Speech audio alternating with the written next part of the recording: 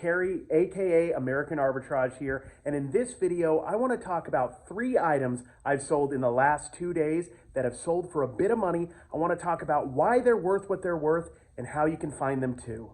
In this reselling game, knowledge is power, so I want to show you these items. Look for them too when you're out. You can find them at thrift stores, you can find them at garage sales, flea markets, you can find them online on Facebook Marketplace, and sometimes you can even find them on an eBay auction or something like that. So let's check these out. The first item I sold for a lot of money is this Phoebe Buffet. I bought this Phoebe Buffet Funko Pop for $5.99, I believe 3 days ago. It's an awesome find, and let me tell you why. This Friends Pop, as well as these other ones right here, are what they call vaulted. Vaulted is another term for out of print or no longer being made Funko Pops. Most Funko Pops you're going to find are going to be like these. They're going to be common and not really worth too much. They might be worth reselling if you get them for a buck or two, but for the most part, they're not going to be worth it. This one is vaulted, out of print. This is why it's important, because of all the commons, to look up every single one, because you never know which one's going to be vaulted. This is from the original Friends ones that they did a couple years ago. Typically, the ones that are older are going to be vaulted and have a better chance of having that value. There's other Friends Funko Pops that they've done over the years that aren't worth as much, maybe $10, $15 plus shipping. This one has the value because it was the first, I believe, and that's in general how it works. The first time they did any of these big sitcoms, and typically ones that are done years and years ago. Now let me tell you how much I sold this for. So I paid $5.99 for this Funko Pop, and I sold it for $75 plus shipping. What I did was I put it up at the lowest price, which was about $92.50 is what I put it at. The lowest price was around $95. It had some box issues. You can see damage right there. But in my opinion, and the price shows that it didn't matter too much.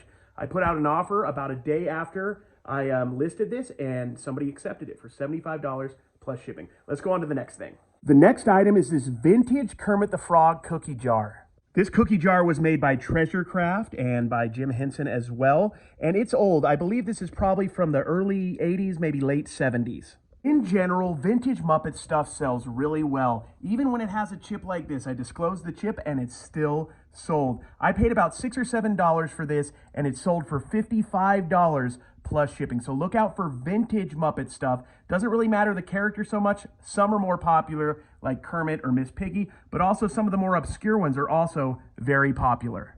All right, let's go on to the last item that I sold in the last 2 days for a good amount of money. Let's check it out. Now, it wouldn't be a video by me if it didn't include a baseball card, and this is the baseball card I sold. This is a 2020 Topps Update Bo Bichette rookie card that I got out of a $10 hanger box. Now, a regular Bo Bichette rookie card is only going to go for a buck or two plus shipping, but this one is special. Let me show you why. If you look on the back of this card, you're going to notice the last 2 numbers in that bottom code is 31. That indicates that this is a photo variation card. Thankfully, Topps makes it easy to identify these because this was backwards in the pack when I was opening it, right in the middle. So I paid $10 for that box, and this card sold in 1 day for $30 plus shipping.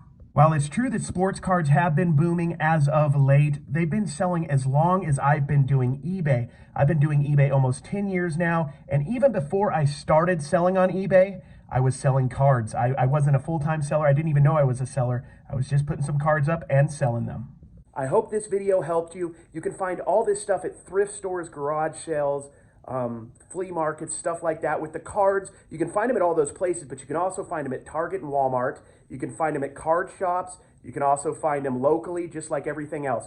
So be on the lookout. You can make a lot of money selling this stuff. Have a great day.